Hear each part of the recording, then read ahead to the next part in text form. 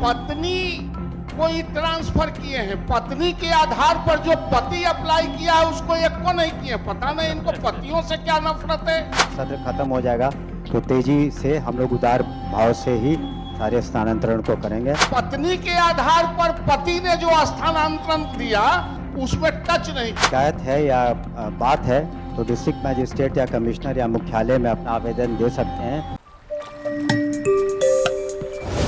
बिहार विधान परिषद राज्य सरकार से अभिस्ताव करती है कि वह राज्य के सरकारी विद्यालयों में कार्यरत शिक्षकों शिक्षिकाओं को ऐच्छिक स्थानांतरण की सुविधा यथाशीघ्र प्रदान करे।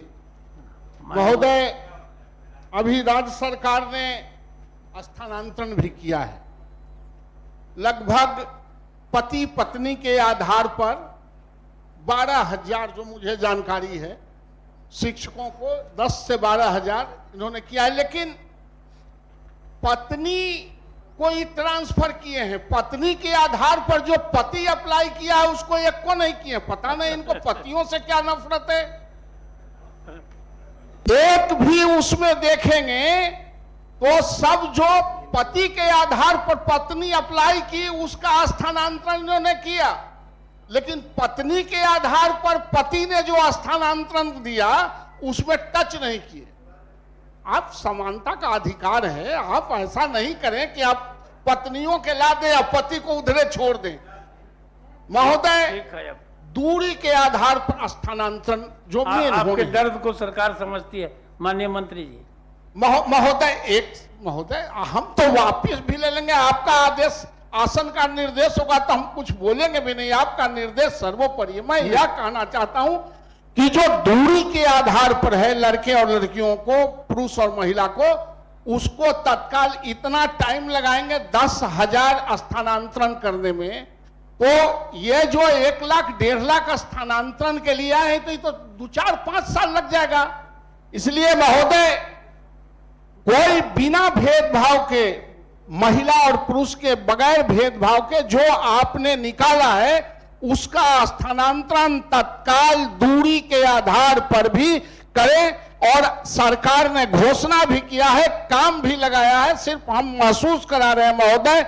इसलिए मैं सरकार से आग्रह करता हूं कि इसको करें। माननीय सभापति महोदय, हमने इस सदन को भी आश्वस्त किया था कि ये जो सत्र है ये खत्म हो जाएगा, उसके 1 महीने के अंदर हम लोग उसको पूरा करेंगे। लेकिन उसके पूर्व में हमने कहा है, अपने जवाब में उत्तर में लिखा है कि निर्धारित अवधि में लगभग 1,90,000 शिक्षकों का आवेदन प्राप्त हुए हैं। विभाग द्वारा संसूचित निर्णय के अनुसार ऐच्छिक स्थानांतरण हेतु प्राप्त आवेदनों पर चरणबद्ध ढंग से कार्रवाई की जानी है। प्रथम चरण में 10 से 11, 25 एवं 25 को क्रमशः असाध्य रोग से जो ग्रसित थे उनका स्थानांतरण किया गया और 2060 बिहार लोक सेवा आयोग से नियुक्त शिक्षकों का आवेदन का निस्तारण किया गया। इसी तरह से जो हम लोग जो ऐच्छिक उनकी मांगे हैं जो संबंधित जिला में जाना चाहते हैं, हम लोगों ने कहा था पहले भी कि अपने जिला में आवंटन कर देंगे। लेकिन इसमें निश्चित रूप से चूंकि अब सत्र खत्म हो जाएगा तो तेजी से हम लोग उदार भाव से ही सारे स्थानांतरण को करेंगे।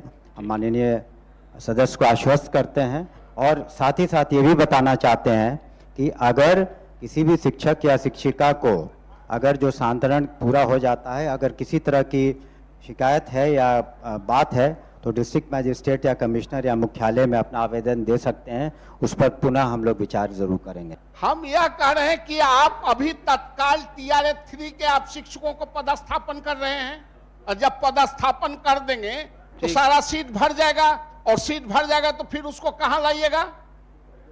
इसलिए उससे पहले जो वर्षों से करा रहे हैं शिक्षक, उसके पोस्टिंग से पहले सरकार को निश्चित रूप से स्थानांतरण नीति को पूरी तरह लागू कर देना चाहिए महोदय।